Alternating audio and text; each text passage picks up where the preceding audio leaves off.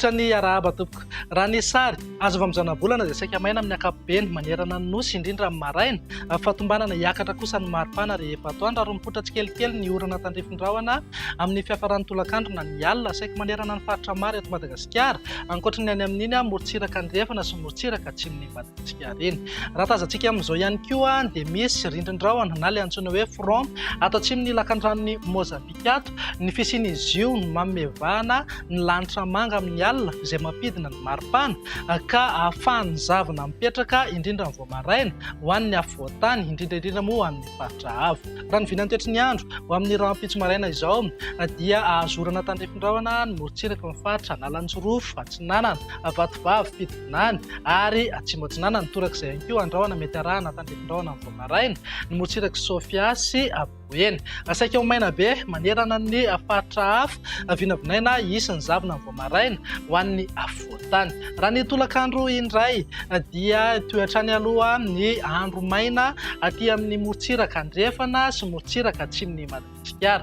Saika miandrandra orana tandrifin-drahona avokoa ny faritra hafa amin'ny ankapobeny dia saika mitsitokotoko na manila ihany izay orana izay. Mivinan'ny maripana ary dia tafiakatra hatramin'ny 3 degre na 4 degre mihitsy ny maripana ambony indrindra aty amin'ny faritra Menabe sy ny faritra avaratra andrefana mipaka hatrany amin'iny tendrony avaratry Madagasikara iny. Manodidina eo amin'ny 9 degre kosa ho an'ny faritra anatiny. Morontsiraka Atsinanana moa saika eo amin'ny 20 ka hatramin'ny 30 degre ny maripana ambony indrindra. Mivinan'ny toetry ny andro ny sabotsy indray dia saika mikisaka kely any amin'ny ilany andrefana ny orana tandrifin-drahona mety rankotroka indraindray izany hoe aty amin'ny faritra Boeny, Melaky, Bongolava, Menabe ary ny ilany andrefan'ny Tasy sy Vakinankaratra. Isy orana tandrifin-drahona ihany koa efa mahazatra moa izay any amin'ny faritra Samborano iny. Ny faritra hafa dia saika ho maina ny andro amin'ny ankapobeny. Mivinan'ny maripana ao anatin'izay mananika hatramin'ny 30 degre ny maripana ambony indrindra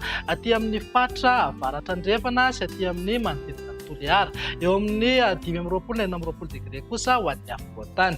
Raha ho faranantsika amin'ny vinany toetry ny andro amin'ny alahady ary dia saika miamaina aloha manerana ny faritra maro eto Madagasikara na izany na tsy izany hitoetra miandalana ny tsikony ihany izay. Arak'izany miandrandra orana tandrifin-drahona ny aty amin'ny morontsiraka Atsinanana nosy. Ny orana tandrifin-drahona ihany koa efa mahazatra aty amin'ny manodidina Samborano. Mivinan'ny maripana mety ananika hatramin'ny 30 degre hatrany aty Toliara raha toa ka eo amin'ny 14 na 20 degre maripana ambony indrindra ho an'ny faritra anatiny. Morontsiraka Atsinanana mety misy vidina kely maripana ambony indrindra eo amin'ny 20 degre. Dia izay indray raha vinany toetry ny andro ato anatiny 3 andro avy mamehy fotoananao ho amin'ny manaraka indray. Veloma tompoko.